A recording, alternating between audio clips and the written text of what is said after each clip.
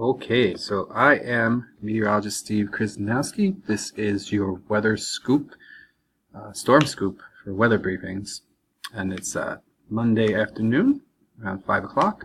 We're going to look at the 18Z today instead of the normal 6Z, just getting a different start on the day.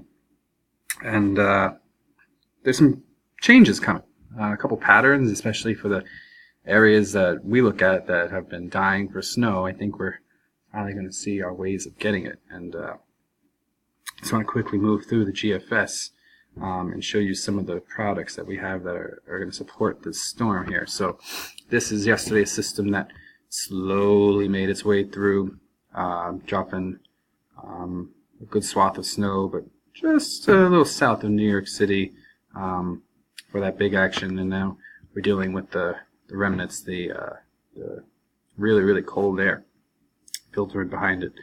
And we just put this into motion. This is for Wednesday, so here's a clipper that cuts through.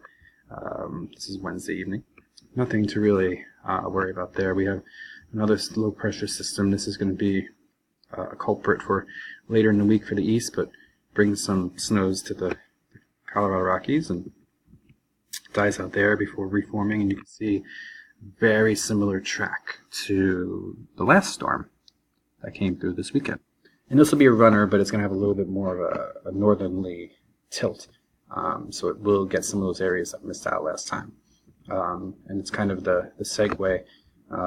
Big storm forming out in the Rockies again, the Four Corner States, getting rain and snow. Utah is getting pretty significant snow and rain depending on your elevation. And then you can see out east, nice little burst of snow, a couple inches there. But the main event is going to be Sunday into Monday. You see that storm is now starting to tighten up. Low's taking a better shape. And now it's going to head towards the east. And again, we have plenty of cold air injected into place. We have a moisture path here. So plenty of moisture for this. Should be able to work north. And might even get some pivoting here and getting some rotation. You can see. We'll talk about the ice in a minute, but some areas here, like in northern Mass and all the way down to Connecticut, showing significant ice with this system, almost an inch of ice. That would be pretty, if this verified, it'd be pretty problematic. Looks like New Hampshire and Maine, pretty much a snow event here. And again, this low here is going to dance. It's going to dance down here, it's going to go here, and everyone's going to be waffling. We'll get specific with it probably Wednesday or Thursday, give us a first stab at it and all that. And you can see it turns over to snow. And what's going to happen here is we have, if we looked at a cross section of the atmosphere, we have warm air aloft, cold air at the bottom. So anything that falls is going to fall in the form of rain, and then it's going to have to refreeze. So we're going to have some of that freezing rain and that ice.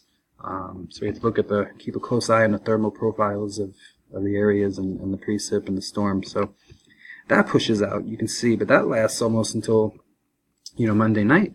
And then we have another little system here that gets itself together. Oops, sorry about that. Down in the Gulf. And then that'll push itself up and through here. If I go back to the 12Z, because the 18Z hasn't loaded yet completely, here's that next storm. It's a bit of a warm runner, but again, we're 288 hours out. This could be all over the place. It could be gone. And then there's another one coming. Right here, and we'll see where that goes. But again, we're 384 hours out, so definitely seeing signs that there are things in the works. The NAO is going negative, the PNA is going the way we want it, and the cold air is in place, and it's a matter of blocking and all those fine details. So we'll iron those out. But keep an eye here, and we'll keep updating. I am meteorologist Steve Krasnowski with your weather briefing storm scoop update.